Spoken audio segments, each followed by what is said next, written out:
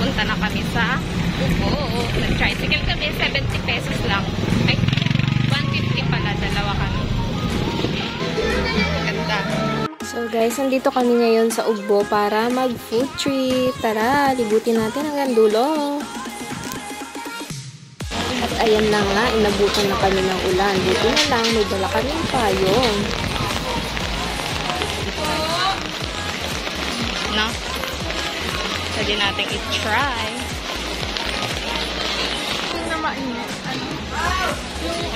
Ay, yung hindi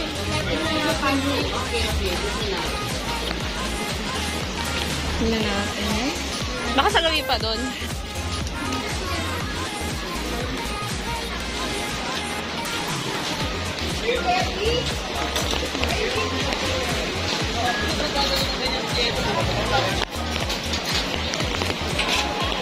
Ba yun?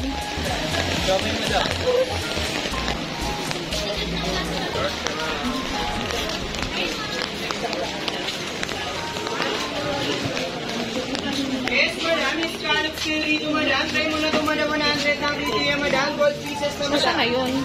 Nasa dulo na tayo. Try mo na ito, madam. Inuna nga pala namin guys itong crepe. Bali, ang presyo niya ay 120 pesos pataas. Depende sa kung anong flavor ang pipiliin mo. Dito, pinili ko yung banana tsaka yung Nutella. So, ayan guys. Tingnan nyo na kung paano gawin itong crepe. Tornado na yan mga insan.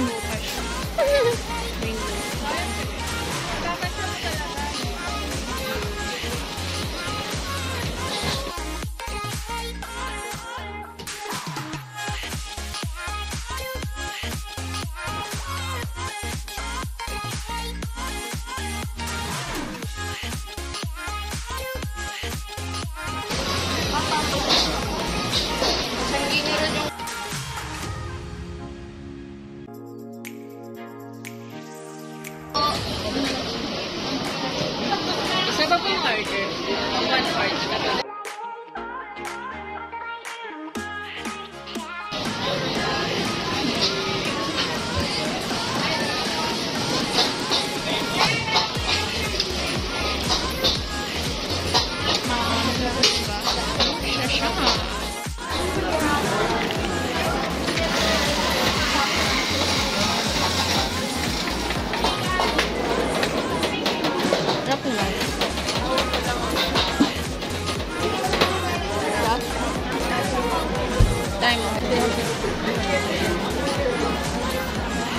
Hindi mo matitikman yung ano yan.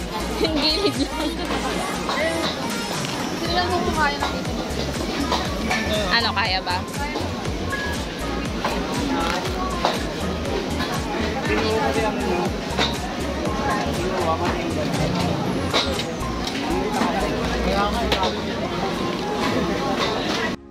Wow, grabe. Crispy-licious and yummy-licious. Ito talaga ang babalikan ko dito sa Ugbo.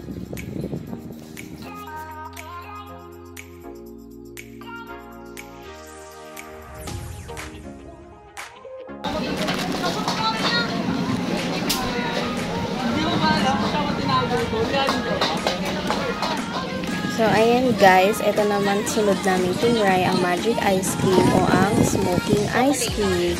Ang price niya ay 150 pesos. Oo, 150 pesos yan. Yung kiit na lalagyan na yan. So, ayan, linekos-mekos na ulit yung konya para siguro medyo tumigas-tigas siya. Yan, ganyan. So, ayan, nilagyan na natin sa iba. Wow, sarap. Ewan ko ba, may ko kasi ang chocolate flavor. Let's try na. Oh my God, may pausok si girl. So, eto, dinry ko lang siya kasi na-curious ako kung anong lasa. So, wala siyang masyadong lasa. Sakto lang. Siguro pang ano lang siya, aesthetic, gano'n.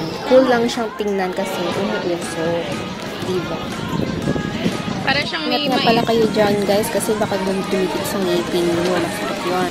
Next naman guys, tinry namin to mga kung ano-ano mga nakatusok-tusok na to dahil mahilig ako sa hipon or sa seafood. Tinry ko to. shrimp na nakatusok-tusok. Nga pala, ang presyo niyan ay 60 pesos isang mundo. So, okay na rin siya. Marami naman, tsaka medyo malaki naman yung niya. Kaya na-enjoy ko siya at masarap siya, guys.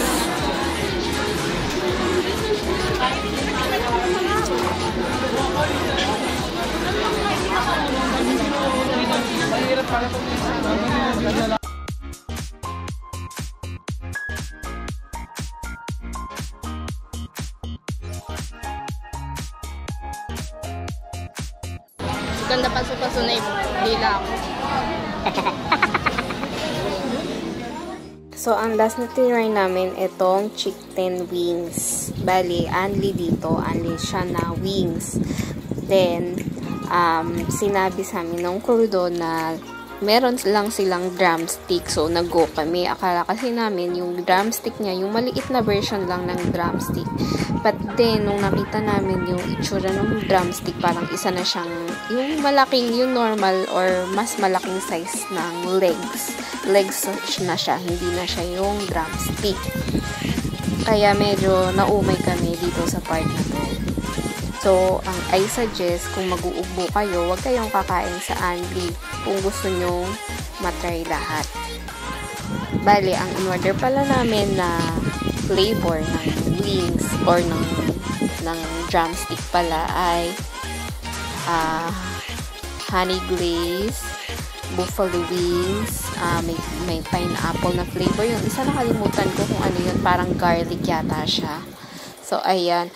Masarap siya, guys. Kaya lang, mauumay ka agad kasi yung makikita mo na serving nila is sobrang laki.